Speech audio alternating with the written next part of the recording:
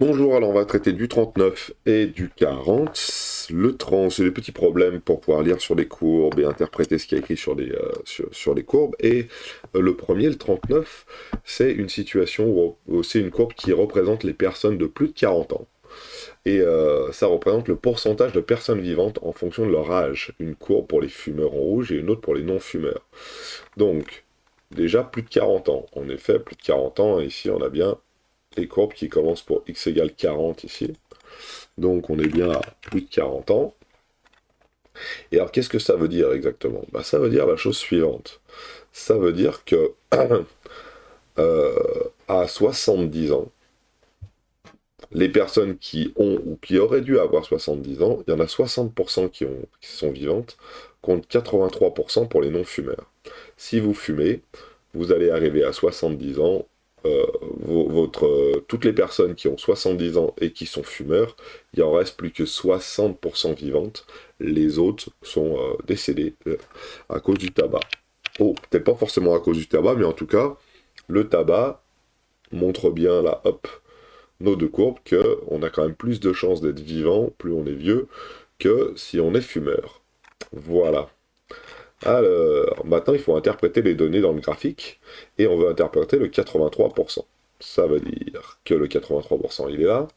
Donc, si ici, crac, pour 83%, le 83%, il est ici, c'est pour justement les 70 ans. Donc, pour le 39, comment interpréter ça? Donc, à 70 ans, pour les personnes de 70 ans qui auraient dû avoir 70 ans ou qui ont 70 ans, 83 personnes, 83%, il y a 83%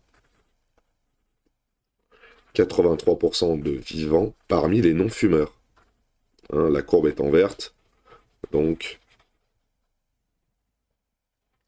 Ah là, je sais plus écrire ce matin. 83% parmi les non-vivants. Parmi les non-fumeurs. Les non-fumeurs. Les non-vivants, ça va pas mieux moi. Voilà. À 70 ans, il y a 83% de vivants parmi les non-fumeurs. Voilà. Donc c'est si vous avez 70 ans, ou si les personnes sont nées en je sais pas quelle année, parmi les personnes qui sont nées en je ne sais quelle année, donc faut faire 2021 moins 70, et ben il y a 83 de personnes qui sont vivantes parmi les non-fumeurs. On a pris la population des non-fumeurs. Maintenant on va regarder le suivant, il nous veut lequel? 60%. Ah, c'est la même chose, hein, sauf que c'est chez les fumeurs. Hein. Donc à 70 ans, virgule, il y a 60% de vivants parmi les fumeurs cette fois-ci. Vous voyez la différence, elle est assez énorme. Hein. Fumeurs au même âge, à 70 ans, il n'y a que 60% des personnes qui sont vivantes chez les fumeurs. Voilà. On peut regarder la suite. 35 et 12, c'est exactement le même principe, mais à 85 ans ici. Tac, tac. 35 et 12% ici. Voilà. Donc à 35 ans, à 85 ans, c'est exactement la même phrase. Il y a 35% de vivants parmi les non-fumeurs. Et de la même manière, à 85 ans, je vais réécrire 85 ans, pour bien montrer les valeurs, il y a donc 12% de vivants parmi les fumeurs. Voilà. Alors, les non-fumeurs avec un S, les fumeurs avec un S, on est pas mal. Des petites couleurs. À 85 ans, il y a 35% chez les non-fumeurs, c'est parce que c'est la courbe verte. Et de l'autre côté, à 85 ans, il n'y a que 12% de vivants parmi les fumeurs. Ça, c'est la courbe rose. Et il y a ce fameux 8. 8 ans. Et si on lit bien, 8 ans ici, c'est pour quel pourcentage? Eh bien, c'est pour 50% ici. Donc, ici, paf, 50%. Et mon pourcentage? Là. Voilà. Donc, à 50% de vivants, il y a une différence d'âge de 8 ans. Entre fumeurs et non-fumeurs, et non-fumeurs, il y a 8 ans de différence d'âge. De différence d'âge.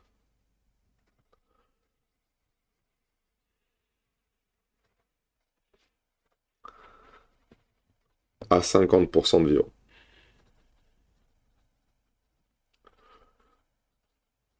Ça veut dire que quand comment dirais-je, quand on arrive à une catégorie où il y a 50% de vivants, fumeurs ou non-fumeurs, on se rend compte qu'il y a 8 ans de différence d'âge. On peut dire que l'espérance de vie à 50% a été augmentée de 8 ans, mais dit comme ça, c'est assez entre fumeurs et non-fumeurs. Ça serait dit comme ça. Celui-là n'est pas facile à dire du tout. C'est vraiment entre fumeurs et non-fumeurs. Hein. Il y a 8 ans de différence d'âge entre les deux. Hein. Si on se place à 50% de vivants dans ces catégories. Si je prends les fumeurs et que je regarde quand est-ce qu'ils arrivent à 50-50% de vivants et de morts, et ben que je fais pareil avec les non-fumeurs, je me rends compte qu'il y a une différence de 8 ans. Voilà pour le début. Donc ça, c'était de l'interprétation de courbe. Pas facile avec les fumeurs et les non-fumeurs. Hein. Vraiment pas facile. Mais un fumeur est est à un âge où 40% de sa catégorie fumeurs sont vivants. Donc, je suis à 40%. Regardons ce que ça donne. Donc, si je regarde un petit peu, ça va me donner ici, ça va me donner là. Voilà. Et on veut savoir quel âge il a approximativement. Donc, 2A, avec de la lecture graphique, on a. Donc, ça, c'est le petit 1. Voilà. 2A, il a approximativement. Alors, il a approximativement ici entre 70 et 85. Ouais, je dirais 75 peut-être. 75, 80, 85, 75 ans. Donc il a environ 75 ans. Voilà, environ. Voilà. Maintenant la question c'est quel est le pourcentage P de personnes vivant au même âge dans la catégorie des non-fumeurs. Donc là, on va passer de fumeurs à non-fumeurs. Donc ça veut dire pour le même âge, ici, pour le même âge, combien de pourcentage de vivants pour les fumeurs, pour les non-fumeurs. Au même âge, donc, au même âge, les non-fumeurs sont, alors, faut dire, sont à 80% vivants. On va l'écrire comme ça. Voilà. Alors, on va lire. Alors, pour lire ici, pareil, hein, on va reprendre notre courbe et on va faire un joli petit trait cette fois-ci, comme ça on lira bien correctement. Donc, le trait doit passer à 75 par là, bien droit. Ici, voilà. Et chez les non-fumeurs, c'est ici. Et on va remonter là, voilà. Et pourcentage quasiment égal à 80%. Ils sont à 79% vivants environ. Hein. Ça, c'est toujours environ. Voilà. Et la question est maintenant la dernière, et c'est ça qui n'est pas facile du tout. À quel âge ce fumeur avait-il le même pourcentage? Donc, à quel âge, le fumeur avait 79% de chances d'être vivant. 79% de vivants dans sa catégorie. Le fumeur, un fumeur, on va mettre comme ça, un fumeur, a, alors j'avais dit 79% de vivants dans sa catégorie. Donc c'est forcément un âge plus petit, hein, parce qu'il fume et donc il a une santé plus fragile et donc il y a plus de morts comme celui-ci. Donc si je regarde ici, paf paf, je regarde là, et c'est ici. Donc ici ça a l'air d'être plutôt je ne sais pas moi, entre 55 et 70, il y a 15 ans, donc je dirais, ouais, il y a 15 ans, donc 5, 10, 15, je dirais 65 ans là peut-être. Ah, ici 65, ici j'ai dit combien moi? Là j'avais dit 75 environ, ici j'avais dit 79%. Oula, qu'est-ce qui se passe? Tac, tac, tac, un peu plus grand s'il te plaît, merci. Hein, qu'est-ce que tu veux? Veux plus? Voilà, etc., etc., etc. Tac, voilà. Et ça, c'était parti de 40 ans, on est bon. Donc, environ 65 ans. À 65 ans, un fumeur a 79% de vivants dans sa catégorie. Donc voilà pour ces petites questions. C'était pas facile, c'était des lectures graphiques principalement.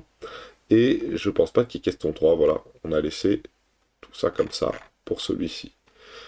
On va passer au suivant qui était donc le 40.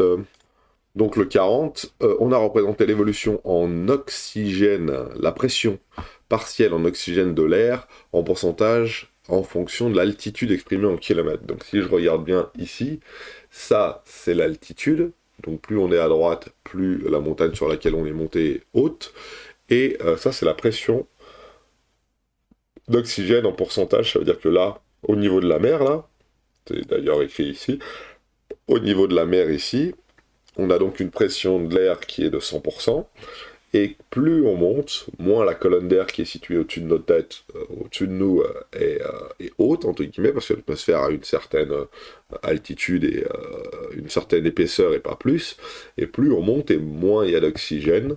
Donc voilà comment on peut l'expliquer. Donc c'est pour ça que ça diminue. Ok, donc on pourra lire pour 4 km, on a 50% de pression d'oxygène. Pour 8 km, on a. Voilà, et on a les petits points en bas de couleur qui nous disent à quoi ça correspond. Le niveau de la mer, c'est ici, d'accord. Le Puy de Dôme, c'est ici. L'Aiguille Rouge, c'est ici. Le Mont Blanc, France-Italie, il est situé ici à 4800 mètres, etc., etc., etc. À l'aide du graphique, déterminer l'altitude et la pression en oxygène des lieux suivants. Le niveau de la mer, le puits de Dôme, l'aiguille rouge, etc. Donc là, on va écrire deux, trois petites choses intéressantes et on va faire de la lecture graphique principalement. Donc, pour le 30, le 40. Pour le 40, alors la pression, on va l'appeler P. Hein, on nous a pas donné donc nous, on va l'appeler P. La pression au niveau de la mer. Donc, niveau de la mer. Je vais pas tout réécrire, hein, mais vous allez vite comprendre comment je vais faire. Et ben, la pression au niveau de la mer, c'est 100%. On est bien d'accord? Si je lis à l'intérieur de mon petit graphique, hein, niveau de la mer, ici, tac, tac, 0, hop, 100%. Ça se lit assez facilement. Après, il nous demande, on va tous les noter. Puy de Dôme. Alors, le Puy de Dôme, c'est le vert. Le vert, il est situé par là. Crac. Ici, eh ben, on est plutôt à 80%. Après, on a l'aiguille rouge. C'est juste après. Crac. On est plutôt à 60%. Voilà. Et juste après, on a quoi? Cervin, Mont-Blanc. Alors, Cervin et Mont-Blanc, c'est les deux qui sont à côté. Cervin et Mont-Blanc. Alors, Cervin est plutôt ici. À un peu moins de 50%. Et Mont-Blanc, bah, vous l'aurez compris, est juste à côté, là. Alors, je vais peut-être pas le mettre, le Mont-Blanc, parce qu'après, ça va être un petit peu surchargé. Mais on va déjà commencer à noter cela. Donc, le deuxième, c'était Puy de Dôme. Il faut tout réécrire, c'est un peu long, mais c'est pas bien grave. Puy de Dôme, on a dit, en lisant bien, en vert ici, paf, paf, 80%.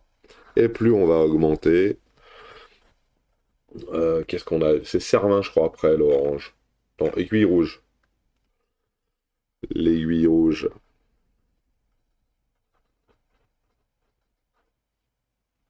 C'est donc 60%. Et puis on peut faire les lectures comme ça. Cervin, c'est en jaune, là. Donc on va pas tous se les faire, hein, parce que on a bien compris le principe. Cervin, ça va être un peu moins de 50, donc on va mettre 48%. Voilà, etc., etc., etc. Le dernier, juste pour dire, l'Everest. Voilà, alors l'Everest, hein, c'est Népal, c'est en Chine, c'est ici, il n'y a quasiment plus d'oxygène, vu qu'on est tellement russe, on est obligé de monter avec une bouteille. Là, on est à 20%. 20% d'oxygène. Autant vous dire que c'est des conditions dantesques pour pouvoir monter tout là-haut. Je crois qu'il y a une préparation à 8000 mètres qui doit se faire pendant 15 jours avant de pouvoir grimper tout là-haut. Donc voilà, ce n'est pas anodin ici, tout cela. Alors, question suivante, voici les réactions. Oh, il m'en manque. Face au manque d'oxygène, il me manque une partie de l'exercice. Et voilà, problème résolu. Donc, voici les réactions physiologiques d'un alpiniste chevronné face à un manque d'oxygène. À 40%, fatigue respiratoire. À 30% d'oxygène, mal des montagnes, forte migraine. À 24%, danger respiratoire. Précisez les altitudes relatives de chacun de ces trois états, ainsi que les sommets correspondants. Donc là, il y a une petite lecture graphique, mais cette fois-ci dans l'autre sens. À 40%, où est-ce qu'on est? À 40%, regardez bien. Petite flèche, 40%, on est à peu près par là. Et ici, alors ça correspond à tous les sommets à partir du Kilimandjaro. Voilà. Donc ici, à 40%, on est à 5,5. Ça c'était grand 1. Le grand 2 c'est ici. À 40% de pression, à 40% d'oxygène, on va mettre d'O2. On est à 5,5 km de haut. D'altitude. Voilà. Et ça correspond au Kilimandjaro et plus. Kilimandjaro, ah il y a un D, hein. C'est dur à écrire. Et plus. Et tous les autres, bien sûr, qui sont derrière. Ah. Ça, c'est la fatigue respiratoire, hein. Maintenant, mal des montagnes, forte migraine, c'est 30%. Donc c'est en dessous. Donc 30%. Alors on va enlever celui-là et on va enlever celui-là. 30%, où est-ce que ça se situe? Donc 10, 20, 30. Crac. Ici. Ici. 7 km d'altitude. Donc environ... le sommet qui est en Argentine, que je ne prononcerai pas parce que je vais écorcher son nom, et tous les autres qui sont au-dessus. Donc à 30%. À 30% d'O2, c'est la même chose, hein. On est à combien? À 7 km d'altitude.